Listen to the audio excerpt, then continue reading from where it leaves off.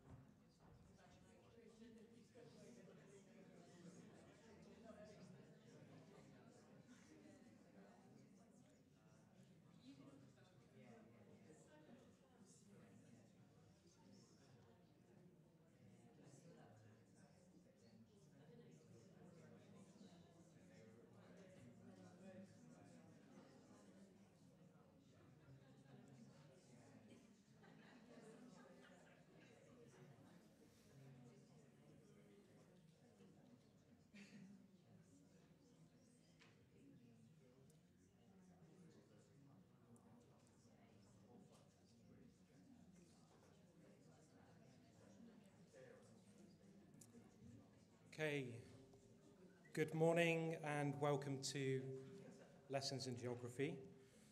It's good to see with an event titled such as this that you've managed to find your way here. A credit to your own instinct or knowledge, Birmingham's public transport system, perhaps even the directions that we've provided, I'm not sure. My name is Craig Ashley and I'm a visual arts producer here at MAC. And I'm a co-organiser of this two-day conference alongside the artist Vered Lahav, with whom I have worked as curator on her first floor gallery exhibition here at MAC, called The Garden. In working together over the past 2 years and in exploring the themes of migration and identity, of environments and inhabitants and the moments between that transpire, linger and then fade, it became increasingly apparent that there was an opportunity to have a further conversation around the subject of geographies and that the concerns Vered attends to in her practice resonated with others. Bringing together notable and distinguished artists, academics, writers and commentators, Lessons in Geography presents a platform for interdisciplinary dialogue concerned with the metaphysical properties of geography in the broadest sense. This two-day conference seeks to explore the complex space between the physical and hypothetical realms within creative practice. The processes and manifestations of the artistic endeavour are central to the debate, with an examination of qualitative differences and dependencies between the intangible idea, theory, or concept and the material object created. Inspired by Italo Calvino's seminal novel Invisible Cities and Jonathan Swift's enduring Gulliver's Travels, the conference asks, how do our histories shape our perspective of a particular place, be that real, metaphorical or imagined, and how does experience influence our interpretations and readings of a given environment? I would like to extend a big thank you in advance to today's speakers for sharing their thoughts, ideas and research into this particular area of focus. Their generous contributions are already what makes today's programme so engaging, and I'm sure the content will deliver on the promise of a collection of inspiring and provocative lessons in geography. I would also like to thank Mac Birmingham and the University of Derby who have co-produced the conference. Their combined efforts in making this happen have been significant. In your programme, which I'm sure you've all been given, you'll find a timetable for today's event. There you go. We're very grateful to our chairs, Jane Fletcher and Jacqueline Butler, who will be leading the morning and afternoon sessions respectively. So that's how it's going to work. Jane will be looking after the morning and Jacqueline the afternoon. In addition to the papers that will be delivered in this room, there are a number of other opportunities which I would like to draw your attention to. The first is an open studio opportunity to visit 5 artists who have been working in an intensive artist lab this week as part of the Regional Artist Development Programme led by Turning Point West Midlands and New Art Gallery Walsall. The sharing will take place in the Western Studio, which is situated behind the first floor gallery over the lunchtime, and I'd really just encourage you to go and visit what is a body of work in progress and which responds to the conference theme. It reimagines, the group of reimagining Tarkovsky's Stalker in Birmingham. So it's a very interesting body of work that's on its way. It's been facilitated by the artist Simon Poulter, and the artists working in the lab are Christina Lena, Sandra Hall, Cormac Faulkner, Jenny Schwett and Susie Osborne. So please do go and see that during the lunch period, and we'll be dragging you there if we get the opportunity. In addition, there's Vered's exhibition in our first floor gallery which is open from noon, and Stuart Griffith's exhibition Closer, curated by Val Williams in our ground floor arena gallery space. At 4 p.m, Stuart will be introducing the film Isolation by Luke Searmore and Joseph Ball, which explores his work and the issues within it. And finally, we're pleased to have with us the online art magazine This Is Tomorrow, who are broadcasting today's event. If you're Twitter users, it would be great if you could use the hashtag Lessons 2013. And just a couple of housekeeping notes. If you could turn your mobile phones off or set mobiles to aeroplane mode, keep your belongings with you. And there are no fire alarms planned, but if they do go off, the exits are at the top and bottom. So without further ado from me, I'm going to hand over to our chair for this morning, Jane Fletcher.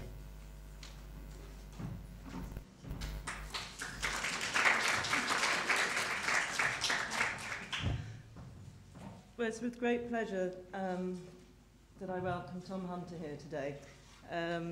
Internationally acclaimed artist who's exhibited and published extremely widely.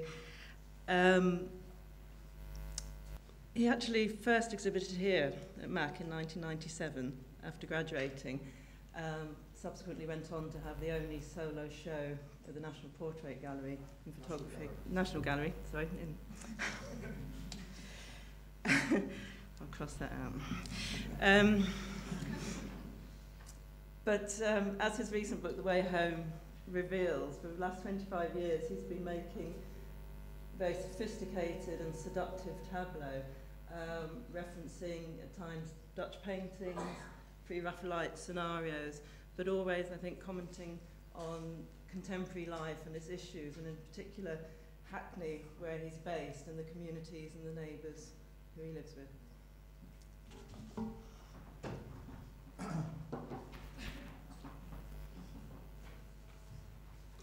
Thank you, Jane, for that. I just put my clock on so I can tell what the time is. Yeah, thanks for coming here today. It's good to be in Birmingham again.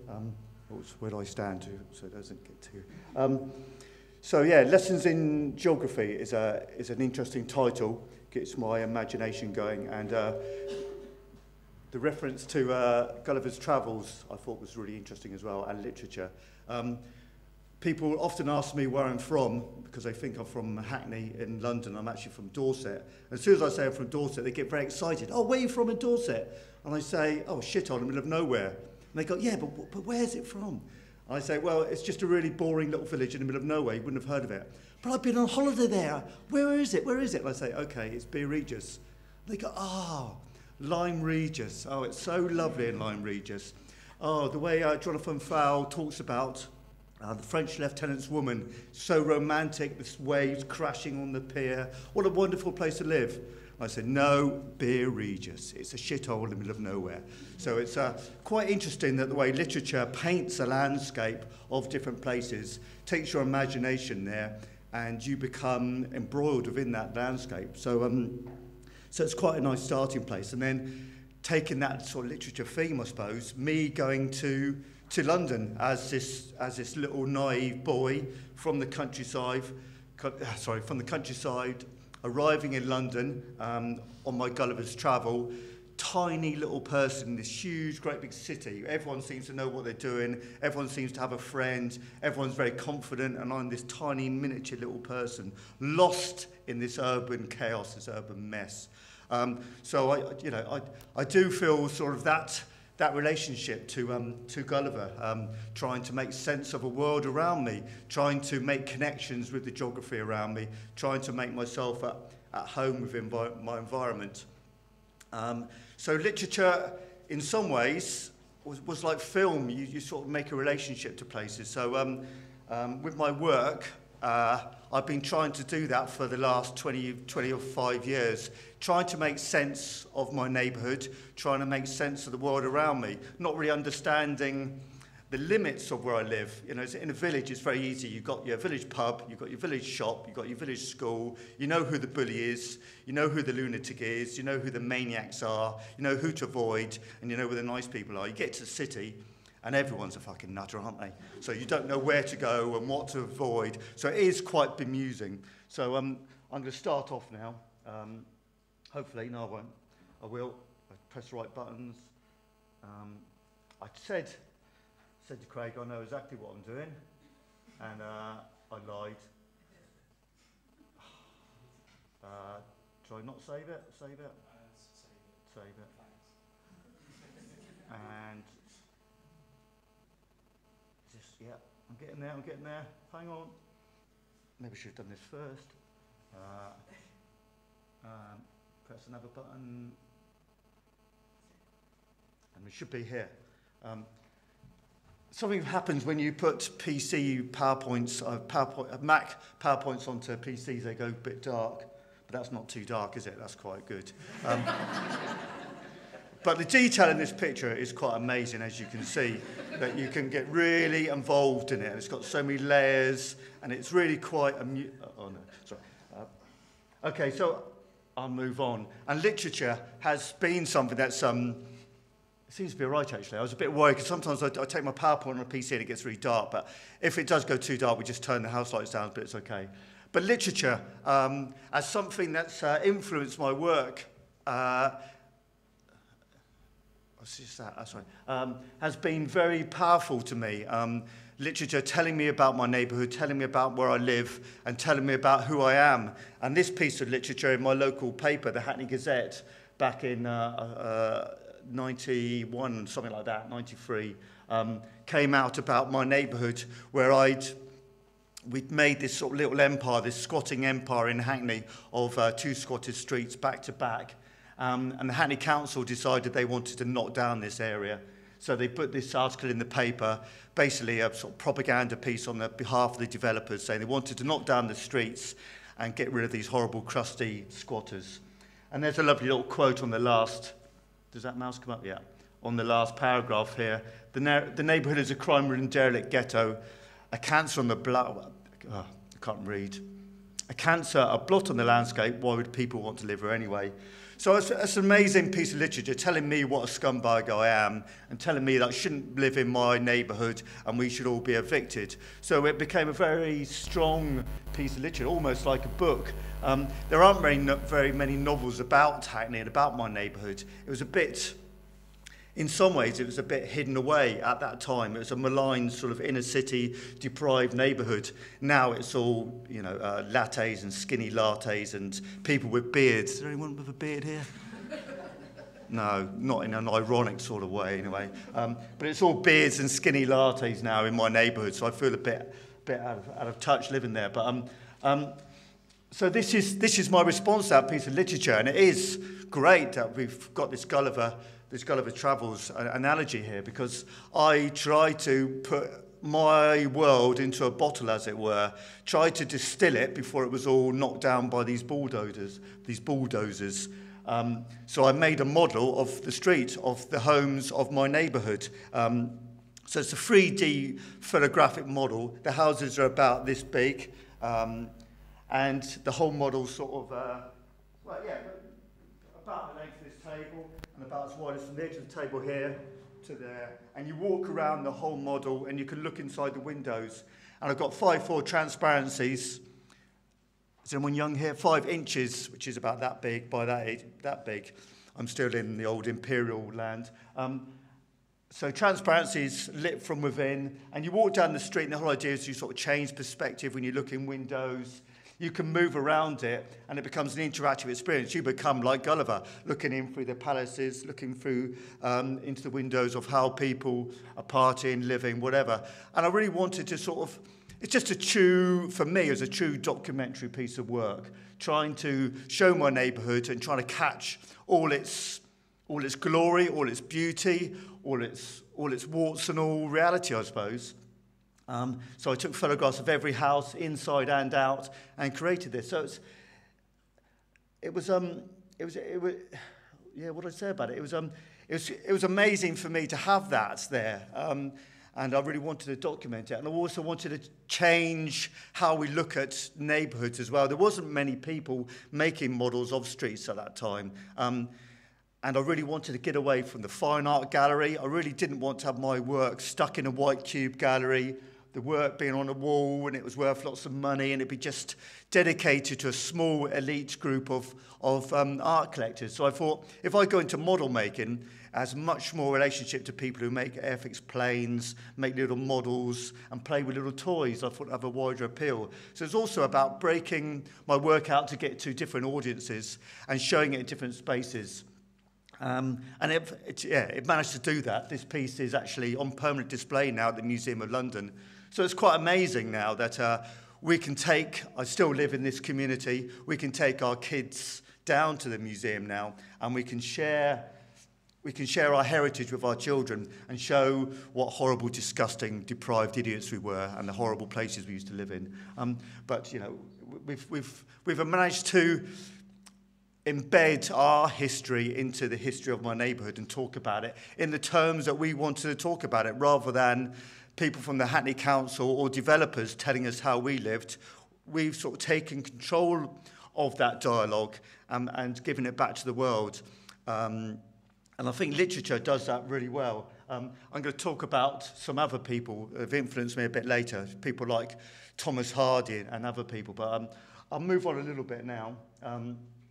That's just, I suppose I just could say about that, this is just a photograph of that model. And I did this model back in, this is a bit dark, but maybe we'll turn the lights down a little bit, actually. Is that okay? We turn these lights down a little bit.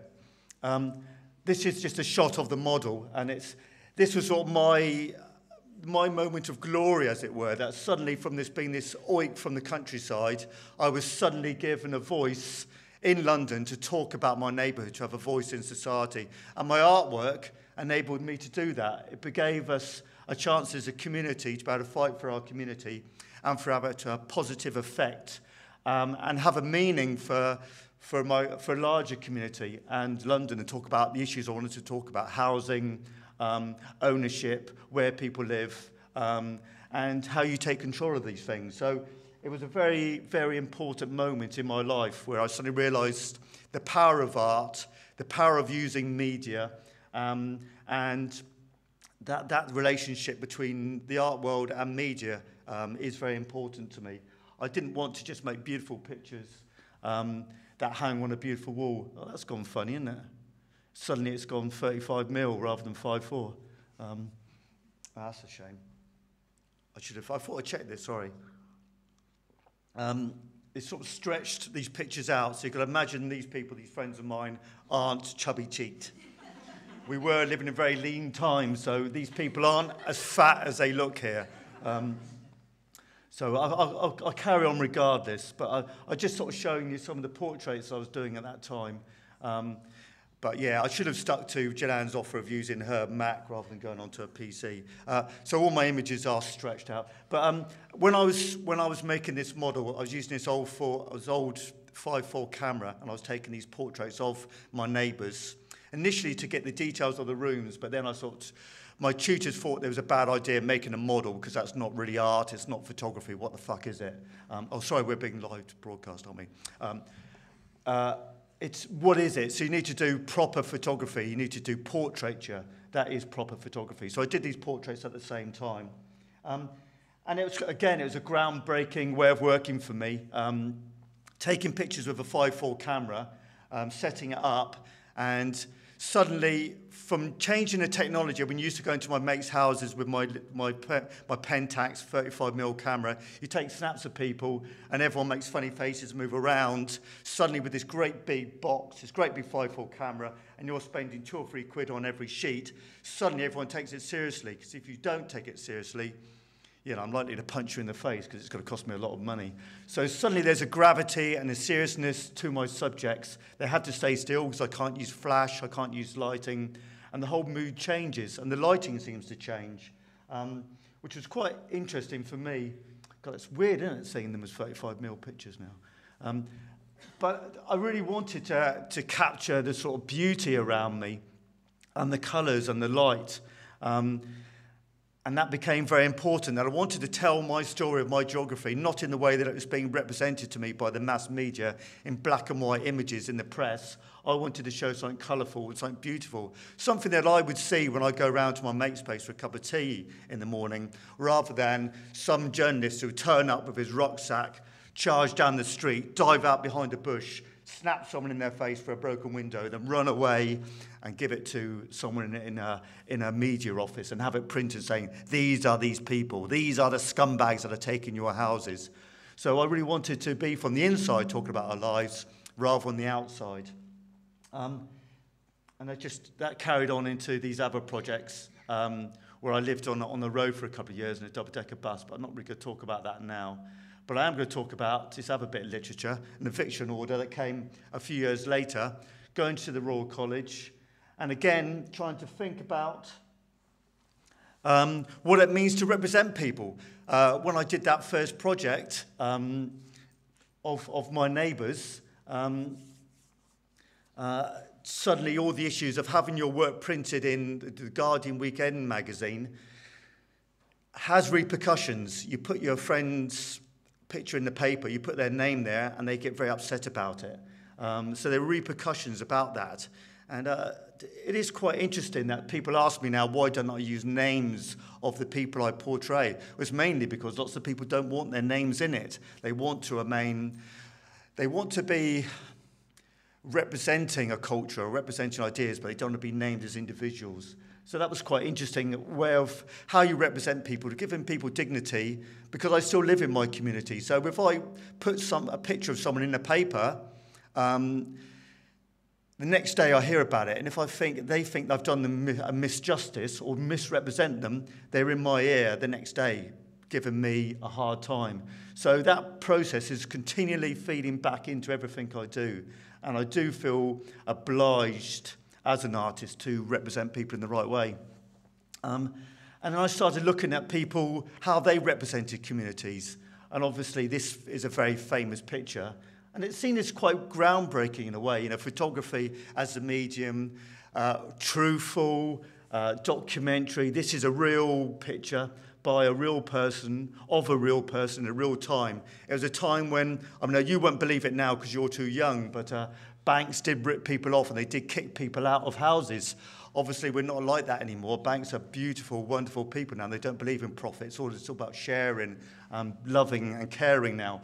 But back then, the banks weren't quite so nice. So they did, you know, if you couldn't pay your mortgage repayments, they did kick you out and they did make you homeless.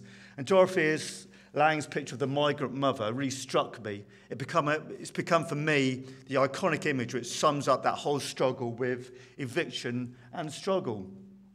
But I think it has other connotations as well. And I think, obviously, it's not this new amazing art form that suddenly swept the world, which doesn't have a relationship with anything from the past. You know, it's definitely related to painting, you know. Photography has this linked to painting. Painting was one of the first forms of representation. And this picture by Raphael of the Madonna and Child, you know, he did hundreds of these pictures. They were incredibly popular. This iconic vision of the mother and child, the suffering child who's going to be crucified for our sins, the caring, doting mother, and how do we care for our family? These great themes have been going on for centuries, and you know, she did that, and people don't talk about that in photographic terms, but it's always there. I thought that was really interesting. And then it moves on. You know, this is in the 15th. Is that the 15th century? It's 1503. Is it the 14th century? Always get confused. 16th century, yeah. So even though it says 15, why do they do that? It says 15, and they say it's the 16th century. Okay, so the 16th century, and then even though it says 16, we moved on to the 17th century. So we got other artists, the golden age of Dutch painting, and they're representing their community, their place, their place in geography. But suddenly, the baby's gone. You know, the child, the baby Jesus, has been taken away. You know, this is because what happened in Holland at that time. It's been run by the Spanish, but the Dutch people are fucking pissed off with these imperial bastards telling them what to do. They're fighting a war of independence. This is a propaganda piece. This is about Protestants fighting the Catholics. They've got rid of that religious iconography. They've got rid of the Madonna and the Child, and they've got an ordinary woman reading a letter at home. And they're saying, this is just important. We don't need that popish popish nonsense that you have with all these beautiful gold pictures, we can have the people around us. So it's a very strong political message, and it's meant to bring out show the greatness of the Dutch ordinary people, and put them on an equal pedestal as the popes, the kings and queens, the religious people that the Spanish and the Italians have been doing centuries before. But it's funny, it still uses the same poses, the same positions, although the fruit has actually been, the baby's been replaced by fruit in a bowl rather than the actual baby. So it's the same compositions, it's the same sort of people, and she is the same sort of mother, Madonna figure. So that was quite interesting. So I thought this would be a quite interesting way of working. Vermeer is all about geography. It's all about this small village in Delft and this one artist trying to represent his small village and trying to make sense of it and trying to put it on a world stage, trying to say, our small town in Holland is just as important than Rome, just as important than Madrid, these great Catholic centres of the world which are running Holland. So it's bringing them up. And I thought, great, that's an amazing strategy to work for as an artist. It seems like just a beautiful picture. It just seems like a seductive image of a beautiful woman, but actually it's doing so much more on a political, universal level. So this is, I think I said, what did I say my talk was called? Making the something universal, making the local universal. And that's what Vermeer has done here. Just a little picture of his neighbour, or we don't know who this woman is, but I imagine it's a neighbour or a friend, making this picture of this woman, and now it's seen as this universal theme of this woman and her plight. Is this from her lover who's fighting the Spanish war? What is it? It's taken into a universal understanding of Holland at that time. It paints a picture of a particular time, a particular place, a particular point in geography, which I thought was amazing. So that's what I've tried to do. It's come out too dark, and she's not that fat, even now, 20 years later. And the baby isn't that big because it's squashed up with this funny graphics. So you've got to imagine what it would look like. But, this is my rendition of that woman reading a letter in an open window. And this is my woman reading a possession order. This is my neighbour at the time who lived in that house you saw in the model. She's reading the eviction notice that I showed you earlier. This is her baby. She's living in a squat in Hackney. And I've tried to recreate this. For me, this is a documentary piece of work. It's a document of a squatter, of her baby, of a real house, of a real time, of a real event, of a real moment, a moment that was going on, a real drama that was happening. So it's a bit of so. But I have obviously recreated it in the same way that I recreated the traveller pictures. I asked the travellers to sit in a particular chair and I moved things around. I recreated this. I asked the woman to stand there and reread this letter.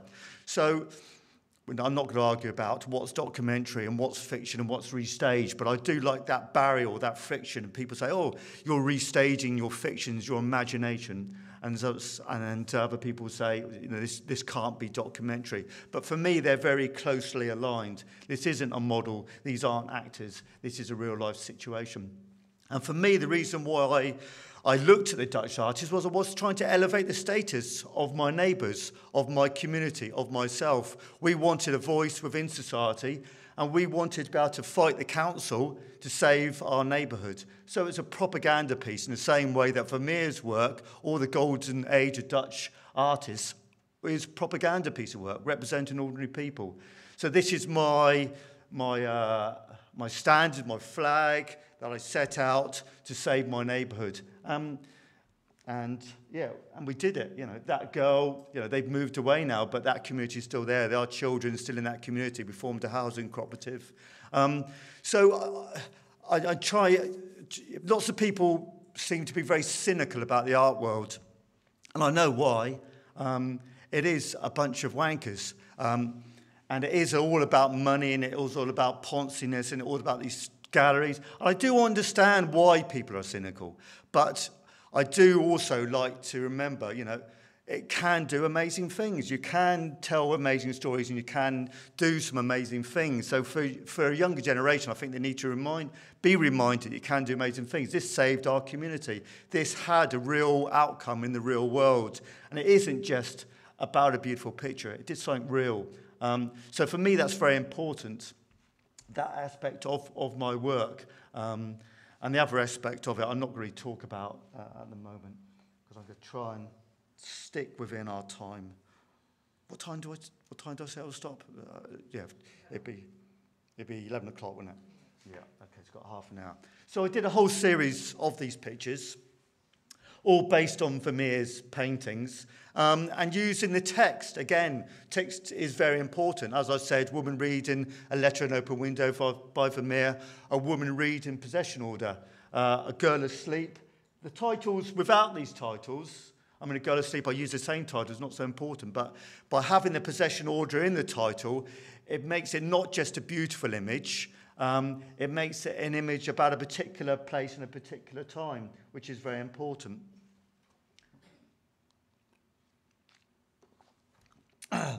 Lady writing a letter with a maid.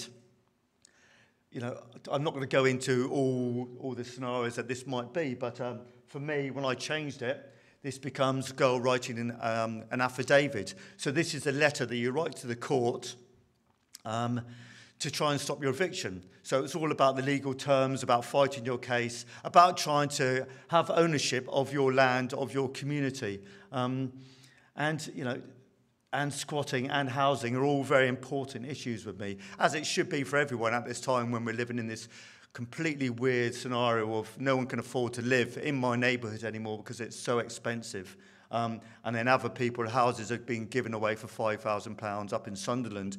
This mishmash of housing and where we house people is barbaric, to say the least. God, it's so weird seeing all these squashed up and stretched out. So this one, I'm going to talk a little bit more about the art of painting. And people talk about this painting in terms of its colour, its light, the light coming through the natural northern light of Europe. But not so many people seem to be talking about that map on the wall behind them. This map on the wall is of Holland. Yeah. That's a criminal offence to have a map of Holland on your wall. You could be executed for that because Holland is part of the imperial Spain. So again, it's an incredibly strong political propaganda piece of work. And I think Vermeer, that's why he's done it. He's not just talking about painting, he's talking about other things. But so for me, that's quite important. So for me, I changed the title to The Art of Squatting. So this is, for me, it's painting a landscape of my neighbourhood. So the landscape is a DIY culture. It's a landscape where you find waste. In this case, there were thousands of empty homes in Hackney at that time. And there still is. There's still 70,000 empty properties in London, which we don't seem to talk about so much anymore. But I spent a lot of time talking about this before. We've moved into these empty properties. And we did it up. So the paint that you find on this wall is from a skip. You can see the plasters falling up. And I didn't notice it when I took this picture. I only actually noticed it about a year ago. And I think that's because I'm such a beautiful, lovely hippie now. I've just started to look at things in a different way. Before I was so aggressive and so obnoxious. But now, where's the mouse? Now you can see the heart. Beautiful, isn't it? So the map for me now is the heart. So I've mapped out my whole community. I've mapped out this area, so it becomes the geography of the area. Where the plaster's taken down, you can take control of it. You do it up yourself, and you become the landlord. You become the boss of your own life. You can take control of your own situation. So that I've got a beautiful red heart instead of a political map. But it is a political map in lots of ways. So that feeds in quite nicely to this theme. It's worked out quite well, isn't it, all my themes for this conference? Who thought of inviting me here? That was a great idea. Okay, I'm just going to go on to a couple of other projects. I'm not going to talk about so many projects today. I did a project that some of you might have seen in Birmingham earlier this year, but I'm not going to show any of that, I'm sorry. I'm just going to do a few other things which I think are more related to this project. After I did that project in particular, I did have a show at the Mac Centre, and it's thanks to the Mac that I am the great international artist now. From that, everything took off, and it's been amazing ever since. So I've got everything to thank for this institution. So I did show some of those pictures here, and from that led to other commissions and other projects. This is the first commission I did. And painting a picture of my neighbourhood, my landscape, talking about social housing, talking about issues around housing is incredibly important for me. And this is the first commission I did with the Holly Street Public Arts Trust back in 1998. And I started taking pictures on a tower block. They decided in Hackney's wisdom that all tower blocks were bad and they all needed to be blown up. In the 60s, they said all low-rise, back-to-back housing was the reason why everyone was so pissed off in the East End. And if you bulldoze all of that, everyone would be happy when you put them in tower blocks. Then in the 1980s and 90s, they said everyone's so pissed off in Hackney because they live in tower blocks. If you bulldoze those and put them in low-rise, everyone would be happy again. So it's quite interesting. So I went into this estate, one of the worst estates in London, and I started taking pictures of people with this 5.4 camera. And I wanted it to be a collaboration. I wanted to take a picture of not just me and my mates, but a sort of wider demographic, the wider situation around me. People have been put in social housing. I was left outside of that social housing network. I had nowhere to be housed, so we did our own thing. These people have been helped by the state to be housed, but they're marooned in a way because all the money was taken away from social housing. There was no concierge on the door. The lifts have been left and not maintained properly, and these people have been basically stranded, and they've been stigmatised. As you live in a tower block, you're a scumbag and you must do crack and your kids must be drug dealers and murderers. So I went into this tower block to show what it's not really like, but just show people, give people to tell their story. So I went in here and said, well, I want to present your image, let's work together. So I was working with Polaroids, we were working together in collaboration, and I said, these pictures will go out and they're going to represent you and tell your story. You've built a beautiful home within this horrible concrete space, and I want you to show how warm and lovely it is, and I want you to present that to the world before it's all destroyed. So for me, it's very much about a collaboration, and I did all these portraits. I think I did about 70 of these portraits. I made a little book called Factory-Built Homes, and it's quite funny. I mean, I did these pictures, and I lived in this tower block as well, and it all seemed quite normal, but now, maybe I am evil actually after all, because I can see the devil in this picture. Can you see him coming out of that air vent, coming through that wallpaper and sort of taking over these people's lives, this dark stain? Can you see that? It's quite mad, isn't it, after you look at your pictures years later and these things change. But I thought this was just totally normal way of living. It does seem a bit grotty now. But I think there is a dignity and beauty to these people that live there, and I really wanted to show that. So it was me carrying on with that practice of working, mapping out my landscape, talking about social housing, and trying to get away of everyone lives in a tower block must be bad or must be evil, and actually celebrate giving decent housing for decent people is a priority, not something that we should just forget about in our ever fight for greed and quick-term profits.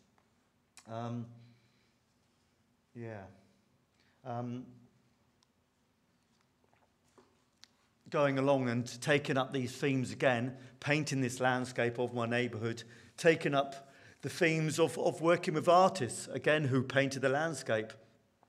The Pre-Raphaelites, who painted the landscape of Victorian England, the way they painted it, they were terrified of urbanisation. They were terrified of the train. Are you lot terrified of the train? Is everyone's terrified of the, what's it called, the H2? Everyone, or do you want it? I don't know. I suppose you live in a village, you don't want it. But it's the same sort of thing back in the Victorian times. They're terrified of this steaming monster that would tear through the village and ruralise their rural idyll. The same thing that's happened now with this high-speed train that means you can get down to London in 2 seconds, whatever it takes. And I was quite interested in the way the Pre-Raphaelites painted this landscape just on the edge of being transformed from a rural idyll to this industrial heartland. It already happened, but I think the Pre-Raphaelites wanted to pretend that we still lived in this beautiful place. So they painted pictures with just beautiful people and beautiful landscapes. But they were taking on social issues as well, which I thought was really interesting. So I've stretched out my neighbour. I put her on a rack, and I've stretched her, and fuck, it seems weird doing this. So this is my reinterpretation again of a painting. The Pre-Raphaelites were maligned. You know, I say this story lots. My sister went to art college. She had all the Pre-Raphaelite pictures on her bedroom wall. She thought they were amazing. And then she went to art college, and tutors and everyone sniggered at her. Why don't you like the Impressionist artists? Why don't you like Cubism? Why don't you like proper art rather than this tacky, cliched English art, which I thought was really interesting. So I wanted to sort of re-look at that. And everyone says my pictures are beautiful. And you can't mix beauty and politics. You can't do that. Beauty is somewhere else, and politics is somewhere else. If you want to talk about politics, you talk about it in black and white terms. And for me to go to gallery, it's very important that you have an aesthetic that I connect with. I work in very simple terms. If I like something and I engage with it, then I'm interested in the story behind it. So aesthetics and beauty plays a big part in what I do. And I really wanted to recreate an aesthetic and beauty, but have a political dimension at the same time. So for me, this is a beautiful girl, although some people say she's not. She hasn't got a lovely makeup on. She hasn't got a short skirt on. She hasn't got the MTV image that we have of young women nowadays. But for me, she's beautiful. She's a friend. These plants all around there, I worked as a tree surgeon in Regent's Park when I first moved to London. They're all considered to be weeds. They're ugly. They need to be cut down. You need to put roses in there.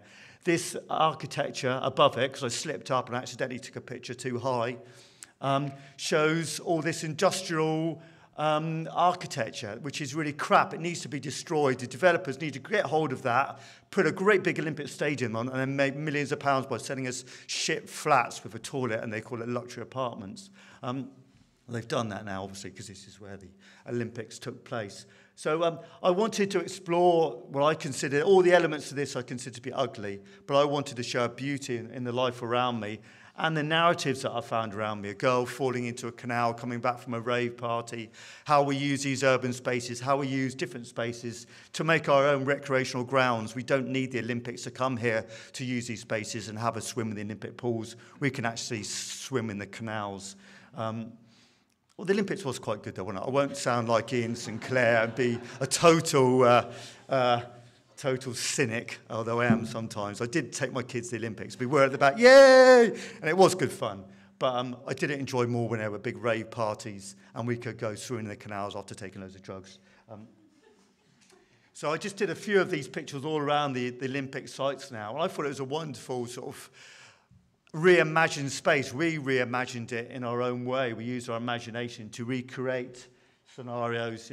Tennis courts became party sites and picnic sites, and the dead became old motorbikes lost, and we did fires and we did barbecues and all these sort of, we reimagined our local neighbourhood, and we took control of it because it was left. We didn't realise it was left because they were just waiting for the value of the property to go up. We just thought they were left because they couldn't be bothered with it. But actually, they're always one step ahead of oiks like me. This is called Eva St Agnes, and as all the young girls here know, when you go to your first debutante's ball to meet the man of your dreams, it's a very special night, and this girl's waiting for that special moment when she goes to the ball to meet Prince Charming. In Hackney, it was slightly different. This is too dark, I'm afraid, for this thing. Sorry. But this is in a big warehouse in Hackney Wick. She's part of a sound system. And this is a moment before they bring in the sound system, bring in the bar, and 5,000 people rave for 3 days. This huge warehouse now is another great development, I think funded by, what's his name, from Boomtown Rats, that guy who helped Africa. He bought up this huge part of Hackney Wick and regenerated this old warehouse into luxury apartments where people put in these horrible little ghettos, isolated little things. If you're listening to this, Gob, what's his name? So Bob. It's a lovely flat, and I'd like it very much. So just as some of the scenarios around me that we were talking about at that time, the parties, this shows a person who's been shot for poaching. So he's been shot by an arrow. So again, people who can't use the land, even though there's so much land around us, you're not allowed to use it because the Queen owns it. And even though there's food around you can't actually eat the food because it's the Queen's swan or the Queen's deer. So you actually get shot for being that. And even though there's loads of land around us, loads of places to live, you can't actually do that. So my friends who were travellers at the time, there's marginal spaces that these people were pushed out to. And this scenario of someone who had their vehicle burnt out because they were living on this derelict industrial bit of wasteland in the East End. And, the elements of the picture also, elements of heaven and hell. You've got the idealised, beautiful notion of the English English rural idyll in one window, and then the vision of hell, someone having their vehicle burnt out, and the consequences of sort of living on the margins of society, where you may or may not want to live. And then they've gone dark again. Stonebreaker. This is where the pre-Raphaelites were actually taken. You know, the pre-Raphaelites weren't just about beautiful redheads in water. They were actually talking about the social issues and the moral dilemmas facing them. People put into workhouses because they couldn't afford to look after their family. It's the same thing that Ian Duncan Smith is trying to do at the moment, take away benefits and put them into workhouses. I think that's his next manifesto, isn't it? So I was just talking about some of the moral dilemmas. This is actually on a railway line and a party site, and sort of the people that were going there and the narratives that were happening. It's quite amazing seeing this picture for me now, because this is part of the East London line, so this railway line is actually working now. And the skyline just shows the old NatWest Tower, but now there's about 30 or 40 new tower blocks up there. And I'm going to go on to a bit of literature now, because it's literally, oh fuck, it's 5:02 already. How did that happen? Sorry, I'm going to go a lot quicker than I thought. So literature, as we talked about earlier, has been a big influence. And saying on from Dorset, I reimagined my neighbourhood when I first left home, left school at 15. I moved into a caravan in the forest in Wareham, where I worked planting trees. And I started thinking about my neighbourhood, and I wrote this guy, Thomas Hardy, who describes Dorset in incredible, beautiful detail.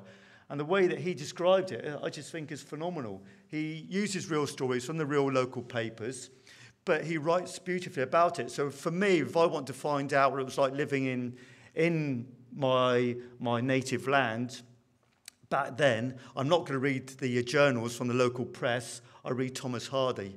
And I'm still alive to tell you that, because they're fucking so depressing. You want to feel like committing suicide after you read them. But they are just so sad and so miserable. If you read Jude the Obscure, you know, the hanging of the children, it's just incredibly grim. And you think, oh, is he some sort of sick and twisted guy? No, he actually got that from the paper. They are real stories. The hardship that these people face was incredible, being a farm labourer in rural England at that time. So for me, I really wanted to look at that. So I'll just go quickly flip through some of these.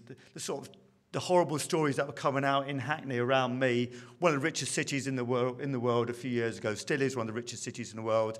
Huge Mercedes, huge Rolls Royces, and then people are left to live in hell, abandoned by families, abandoned by the state. So, sorry, wrong way. I just flipped through a couple of these pictures. Cockroaches, 1,000 cockroaches on the wall. So this is a sort of sort of a rant against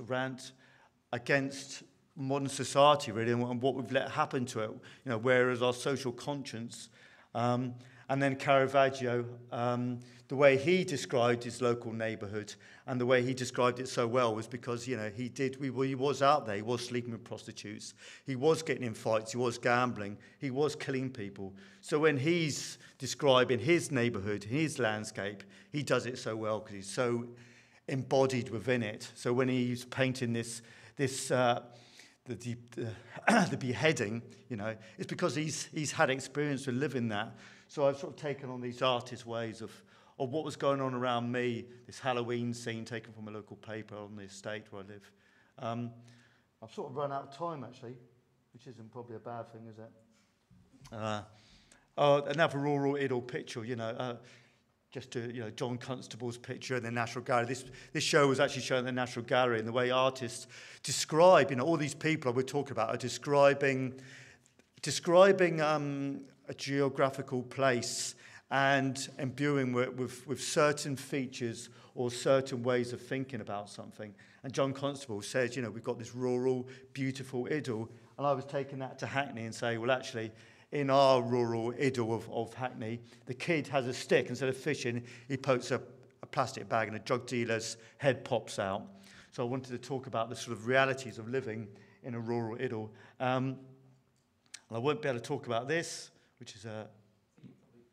I can? You've got 5 minutes. Okay. So I just mentioned a couple of these. You know, going to geography when I left my native Dorset. Moving to London was just going to be a 1-year stopgap before I became Marco Polo, and I explored the whole world. I'd go to the rainforest. I've never been able to go further than the number 38 bus, unfortunately. So the last 25 years I've been stuck in Hackney. So I brought the world to me. So I always wanted to go to the rainforest. So this is on the banks of the River Lee. So now I'm bringing the rainforest to Hackney. So I'm trying to create the whole world and bring it to Hackney. So this is my friend's daughter, taking on that scenario of how they imagine beautiful young women from Victorian times. And I'm bringing the whole world to me in Hackney. And by doing that, what I'm trying to say, I suppose, is that I'm trying to, in the same way that Hollywood reimagined America and gave it this grandeur and gave these amazing themes, Hollywood has done this incredible job. I don't think it was communism failed. For me, it was that their media representation of communism failed. And that's why the Soviet Union collapsed. It's because Hollywood just made America look brilliant, didn't it? Apocalypse Now, the way it described the Vietnam War was just amazing. The way they describe everything in America, everyone thinks America's great. You've got your Cadillac, you've got your dream, you can do whatever you want to do. And if you're sitting in the Soviet Union, you see one of these great Hollywood films, you're completely mesmerised by it. So what I'm trying to do is trying to paint a landscape of Hackney and trying to compete with Hollywood. Obviously, I can't do that very well, but being one man on a little mission. But this is another recorrection. This is my mate who takes girls out on dates on the canals around Hackney, and he became like this Kurtz figure from Apocalypse Now. And I'll just talk a little bit about that based on the raft of Medusa. And another criticism of my work is that how can I use beauty to describe the harsh realities of inner city life? You shouldn't be able to do that. And that's the same criticisms given to, this guy. When he showed this raft of Medusa, he showed it in Paris. And thousands of people queued all around the block to see this painting. And they thought it was the most amazing thing. But the critics said, you can't do that. You can't make this beautiful picture of such a troubling scene of a boat being sunk. But for me, how else can you talk about the world? I do see the world as a beautiful place. And I want to show the beauty of it around me, but I want to show the harsh realities of it. So Thomas Hardy's done that so well by using beauty within his literature. And Apocalypse Now, who was the film guy, I can't remember, did that so well, where he depicted the Vietnam. It's an incredibly beautiful film, but it shows the harsh realities of the Vietnam War. I want to talk about these harsh realities of life, but for me, my way into these narratives is through beauty. So that's the way I use these narratives and these beauty through literature, through film, through painting. Is my way into these things. And this painting was at the National Gallery this year in the Seduced by Art show. Again, artists going around the world and thinking their neighbourhood is so boring that they need to go off to the Middle East. They need to find this amazing exotic culture to bring it back to the French Parisians because they're so thick and boring. We need to make something much more exotic. So these guys were going off and they're showing this sultan and this ritual of killing his horses and his harem in his death throes. So I thought it'd be quite interesting for me when I showed this at the National Gallery this year. This is the granddaughter of an Italian immigrant who came to Hackney in the 30s, set up a beautiful little Italian cafe, brought a Catholic Italian culture, maternal culture, to Hackney, selling beautiful coffees and ice creams and pastas. And then slowly it gets bastardized. But she kept her flat as this sanctuary for Italian culture above. And when she died, her granddaughter went up to her room. I really wanted to show, this culture that I'm part of, this multiculture that comes into Hackney and I'm sort of part of. So I wanted to show you don't need to go around the world to talk about culture. It's all around us.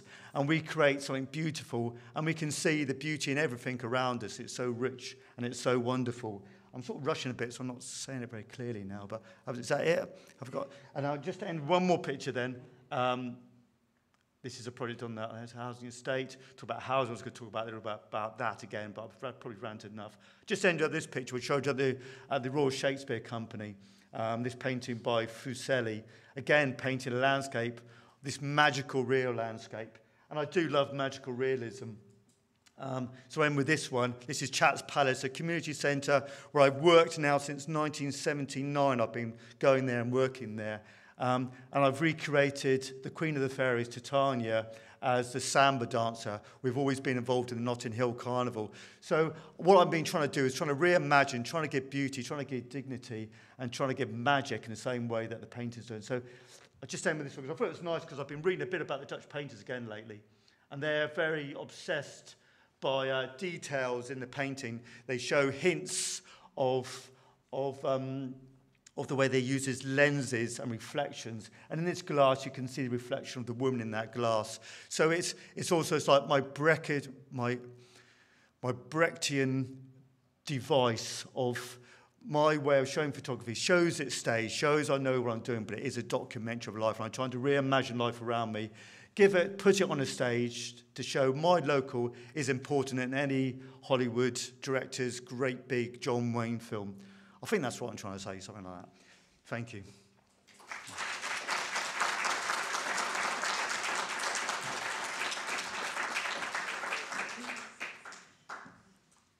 Oh yeah, we've got questions now. Yeah.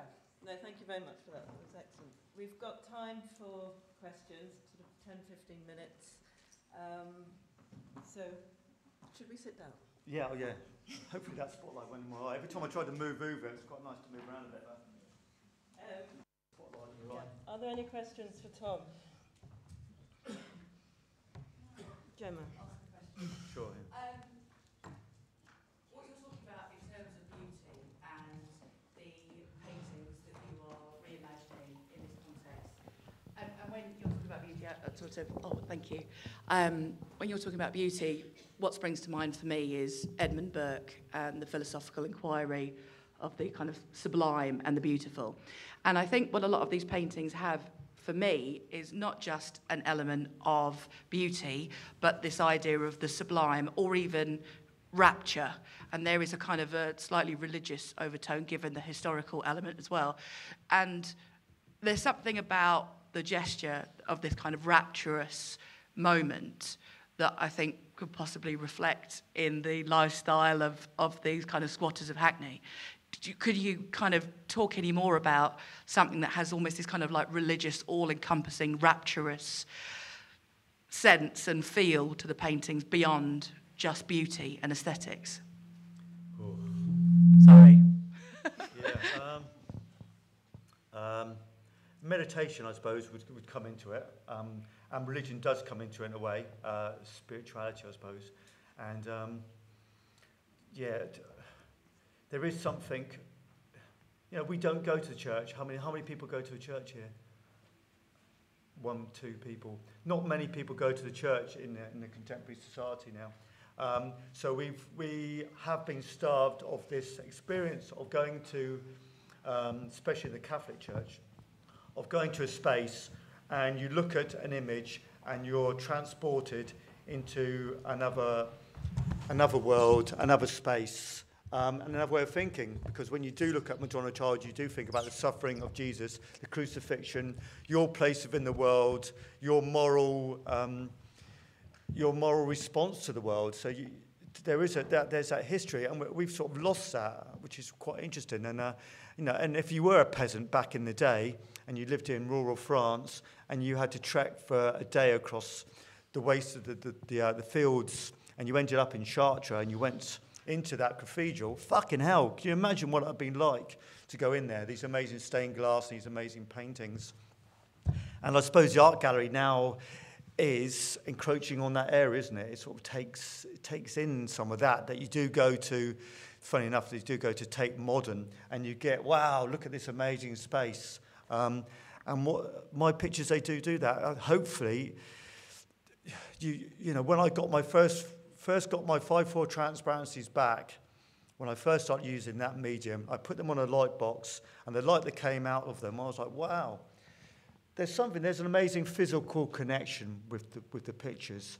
And then when I started making these reference to religious iconography, and then when you print them up and they look good on a wall, you are caught up in that space. There's a physical relationship with this object on the wall, and in your space, and you have to go, they're in their own space, so they're not looking out at you, so you go into your own space. And you're taken to a place of meditation.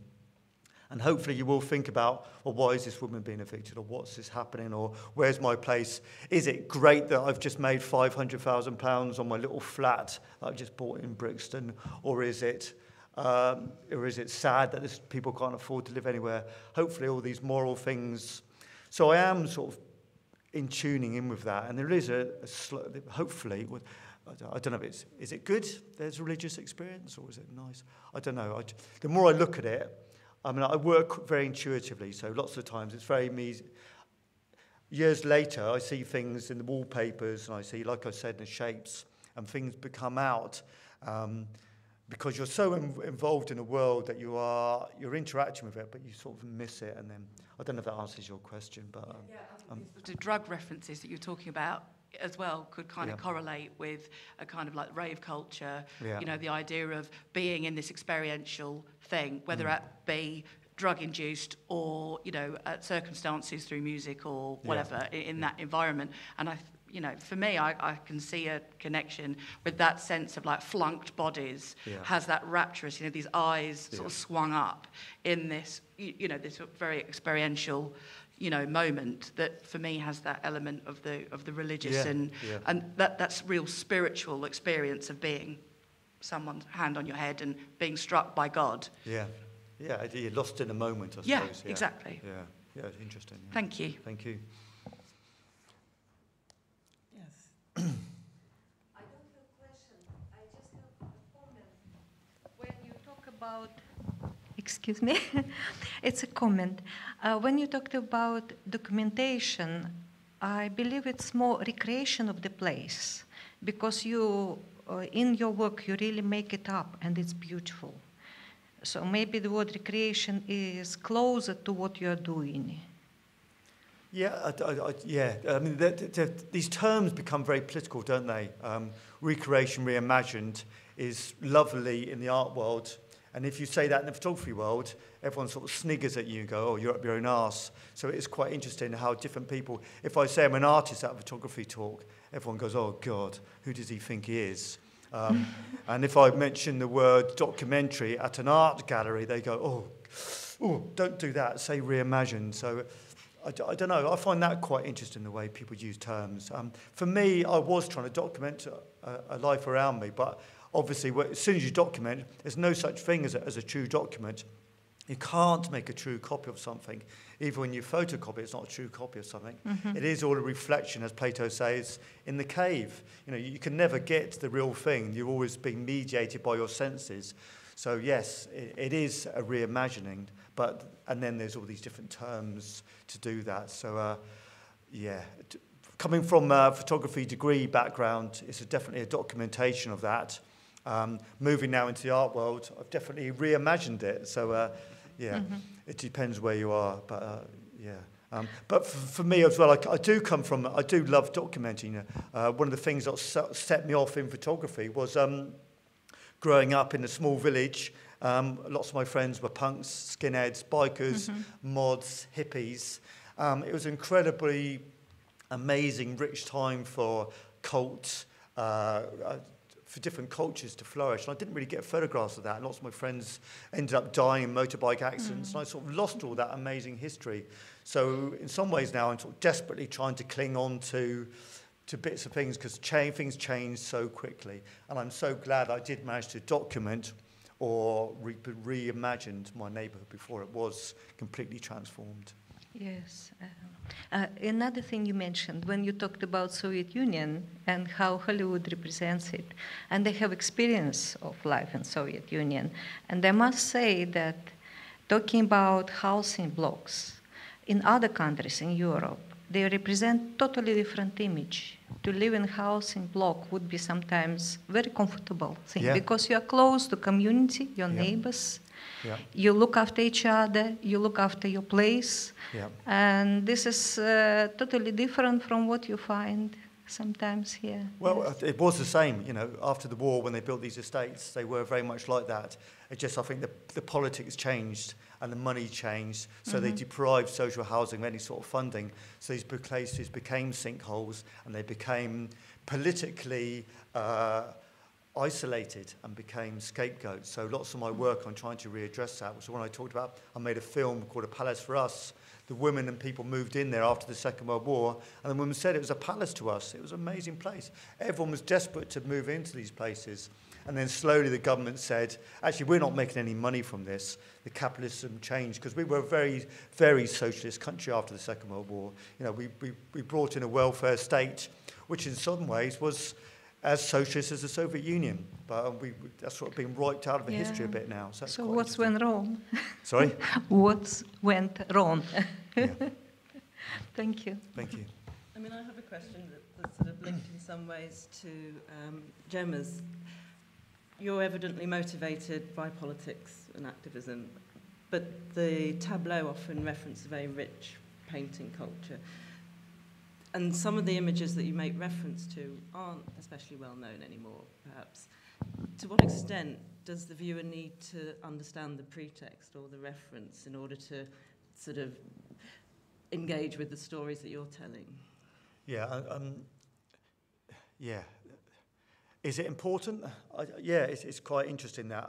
When you go to the National Gallery and you saw the woman lying on her grandmother's bed, is it important that you know the reference painting? In that situation, the reference painting was actually there, so you got that quite clearly. In other situations, you don't get that. I think for me, the beauty of photography in a way that it's just it's one snapshot of a film. It's not, you don't come in here and you sit down and you're given the whole narrative. So you're introduced to the character, you're given a whole scenario, they act out the scene, and then it ends with a lovely conclusion. With the photograph, you're given one snippet of a narrative. And then the great thing about that is that it's up to you to reimagine what happened before, what happened after. It's up to you to imagine yourself in that situation. Am I being kicked out of my student digs? Am I being kicked out because I can't pay my mortgage? So I think for me, the photograph works, that it makes the viewer much more proactive within the image. So for me, it's not important. I quite like it when people go in there completely ignorant and they see a picture and they go, isn't that lovely? And then they just look at it just on a purely superficial aesthetic value. But hopefully, if they like it enough, they might go, actually, that picture, there's something stuck in there. And then they reading in a magazine a few months later, that's that picture I saw. There's an interview. It's about this, it's about that. So for me, I'm hoping that setting up these different levels can just have you have a lovely just aesthetic experience, or you can dig further and further and further down, and you can find out different things and can get more involved in art history, in social politics, in contemporary society. All these things I'm hopefully leading you away at different angles, but I'm not being prescriptive in telling you the whole story to begin with. That's what I hopefully you'll do, and hopefully you'll see something today and you'll get excited and might read something else about it. But yeah, you've got to work. I'm not giving you it for free. If it's a question really, or just a comment, I think very interested in this way you talk about documentary, and the one term you've not really brought in, which I think is really significant in the images, the collaborative piece you talked about, the people in their homes, is portraiture. And I find those images really moving, because I just wonder, as a photographer, that sense of you maybe having more of a sort of passive position within that.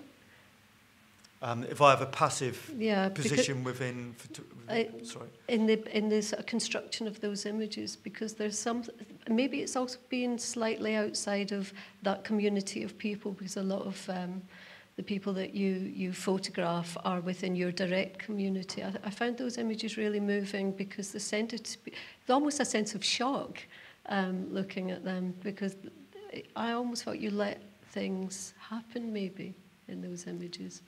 Yeah, you just talked about the tower block images, the portraits there. Yeah.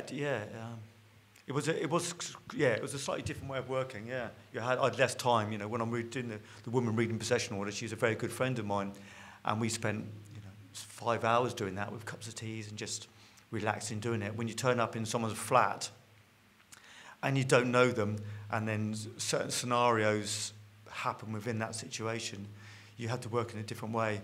And it was it was very dictated by the angle, because they were actually, I wanted to do all the pictures so they were shot from the same angle. So the photo transparencies were going to go into a model of a tower block. So again, you'd be Gulliver's Travels, and you'd be looking in at the miniature people, which I did do that model for the Museum of London, and we do films. And then, showing people the portraits, the Polaroids of how I did that, they did take a much more assertive role in the whole experience. So I did feel like a portrait painter, that they were commissioning me to do the pictures, which was quite interesting way of working, rather than when you're working with the paintings, you've got a template to work with, so there's not so much choice in a way. It was quite a different way of working, and interesting. And when I first took those pictures, I took a whole series of those pictures to show Val Williams, who helped with Stuart to create the show of the show out here.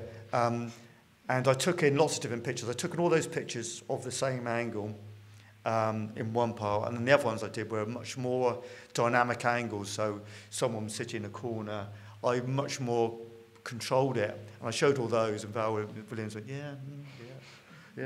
interesting. And I was like, oh God, this is a waste of time. And then, and I've got these, I'm going to put in the model as well. And it's like, oh wow, these are really interesting.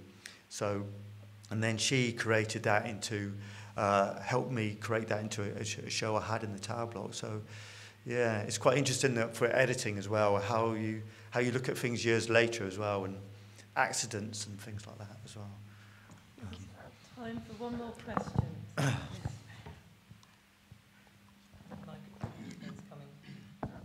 It's just an observation, and going back to the previous question, talking about you set the scenarios with the narratives and you set the scene, and obviously you, in particular the lady with the baby, do you ever go back? And for me, it was what happened to that lady. And I'm not quite sure when that photo was taken, but do you ever go back to your subject matters and revisit them? And for me, it's you created something, but also it's left open as for the viewer to come to their conclusion. But I'm asking the question, do you ever go back to some of your subject, the individuals, and to find out? I just wanted to know what. I mean, I know exactly when that picture was taken. It was 16 years ago, because I went to that girl's 16th birthday party, the baby. She's not really a baby anymore. She's taller than me, and a beautiful woman now. So that's quite interesting. So all the people I'm still very good friends with, most of them still live on that same street, because we built a housing cooperative there. And I've actually just moved just around the corner. I've moved 50 yards within the last 25 years. So I'm very much part of that. So I do see them. And I do remember the first thing that Peter Kennard said to me at the Royal College was, why don't you make another model of your street, because it was 5 years later, and show all the changes, because at the moment it was just about to be knocked down. And I don't know, it doesn't really interest me for some reason. I am going to be re-exploring the model with Val Williams. Actually, she wants to do a project on it years later, so maybe I will. But I quite like the way that it hangs there. It's like a painting now, and it hangs there, and it captures. She's always that young, beautiful mother with that young, beautiful baby, and it just, And in some ways, I don't want to give any more information, because it makes it quite enigmatic. No, I can't say it. Enigmatic. That's the one. Yeah, quite enigmatic. Oh, fuck. Enigmatic. Makes it quite interesting. It floats in a different world, So I probably wouldn't go. I never say never, but at the moment I've got no interest to redo that. I didn't mean necessarily for you to go back and produce a work, just out of interest, what happened to those individuals? Okay, yeah, or- no, and very much, yeah, I can tell you exactly what they're doing now, where they live, their house number, their telephone number, with their new husband, who they're sleeping with, what they're eating. And funny enough, looking down here at this, it says yoga, so I can't help thinking of the girl asleep, who's my ex-girlfriend, who's a yoga teacher now. So I'll end with a nice bit of yoga. Thank you. Thank you. And I think on that we give Tom Hunter a clap.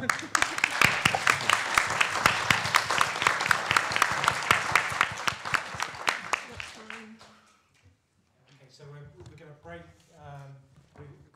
We did have half an hour. We've now got 20 minutes. If I can ask you to come back for 11:45 for Gemma's presentation, that'd be much appreciated.